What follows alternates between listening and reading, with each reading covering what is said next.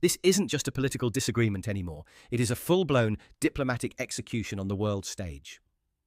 In a move that has left Ottawa reeling and Washington stunned, Vance has broken every rule of the diplomatic handbook to call out the Canadian Prime Minister in a way we haven't seen in decades. As of April 2026, the friction between the US and Canada has reached a boiling point, but Vance just turned the stove to maximum. He didn't just criticize a policy, he attacked Carney's core legitimacy, labeling him a globalist saboteur who is actively undermining the American worker. Imagine that, the Vice President of the United States openly accusing the leader of America's closest neighbor of economic treason. The timing couldn't be more dangerous. With the Middle East in a state of permanent crisis and the global oil markets fluctuating by 15% in a single week, Vance's words are like throwing a match into a powder keg. Why now? Because Carney is no longer just a technocrat. He is the architect of a new middle power alliance designed to bypass the US dollar and neutralize the America First doctrine once and for all. Vance's rhetoric wasn't a slip of the tongue. It was a calculated, brutal strike intended to isolate Carney before the upcoming G7 summit. He is effectively telling the world, you are either with the American industrial engine, or you are with Carney's sinking globalist ship. Since Mark Carney was sworn in as Canada's 24th Prime Minister in March 2025, the special relationship hasn't just cooled, nuked. Vance's core grievance? Carney's Davos doctrine. While the Trump-Vance administration has been doubling down on the America First industrial revival, Carney has spent 20% of his first year in office, exactly 68 days, flying across the globe to Norway, China, and Qatar. His goal? A strategic decoupling from the United States. In 2025, Canadian exports to the US dropped from 76% to 72%. That might sound like a small shift, but in real dollars, that's tens of billions being diverted away from the North American supply chain. Vance just called this out for what it is: an economic insurrection.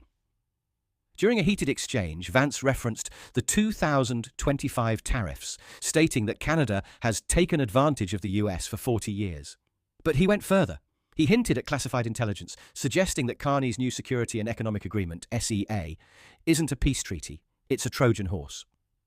The tension reached a breaking point during the Munich Security Conference and the recent Davos summit. While Vance was delivering what diplomats call his cold shower speech, warning allies that American protection is no longer a free lunch, Carney was in the back rooms, allegedly rallying middle powers to build a financial shield against US sanctions. Vance's unbelievable statement specifically targeted Carney's background as the former governor of both the Bank of Canada and the Bank of England. He didn't call him a leader, he called him a central bank assassin sent to devalue the American dream. This is high-stakes political theatre. Vance is signalling to the Rust Belt voters that the biggest threat to their jobs isn't just overseas, it's right across the 49th parallel. The data confirms the friction. Canada has finally hit the 2% NATO defence spending target, a move Carney made to look like a good partner. But Vance isn't buying it. He views it as a desperate bribe to avoid the catastrophic 10% across-the-board tariffs that the Trump-Vance administration is threatening to trigger by the 2026 midterms. We are witnessing a clash of two diametrically opposed worlds. One is Vance's world, nationalist, industrial, and protectionist.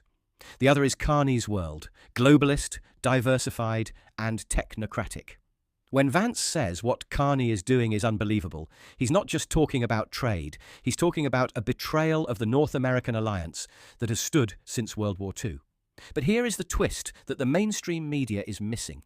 Is Carney actually winning? By diversifying into European and Asian markets, Canada is becoming less vulnerable to Washington's whims. And that is exactly what terrifies D Vance. He knows that if Canada successfully breaks away, the entire America First leverage model collapses. But the rabbit hole goes even deeper. Vance's unbelievable remarks weren't just about trade balances. They were a direct hit on a suspected shadow cabinet operating out of Ottawa.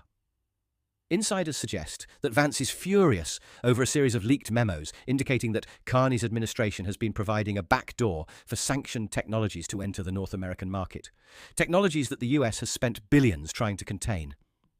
When Vance looked into the camera and called Carney's actions the ultimate backstab, he was referring to the Arctic sovereignty dispute. In 2025, while the US was focused on the Pacific, Carney quietly authorized a joint research venture with a consortium of European and non-aligned nations in the Northwest Passage. To Vance, this isn't research. It's an invitation for foreign powers to set up shop in America's backyard. The tension has now spilled over into the most sensitive area of all, energy. The Great Lakes region is currently on edge as rumors swirl that the Vance-Trump administration is considering a reciprocal energy tax, a move that would effectively punish Canada for every barrel of oil sent south unless Carney aligns his climate policies with Washington's industrial goals. Vance is essentially using Carney as a globalist punching bag to signal to the world that the age of the friendly neighbour is over.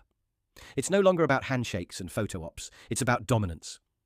By framing Carney as a rogue agent of the global elite, Vance is forcing every other US ally to make a choice. Are you with the new American powerhouse? Or are you with the man Vance calls the architect of North American decline? The dust from D Vance's verbal grenade has yet to settle, but one thing is crystal clear: the special relationship is dead.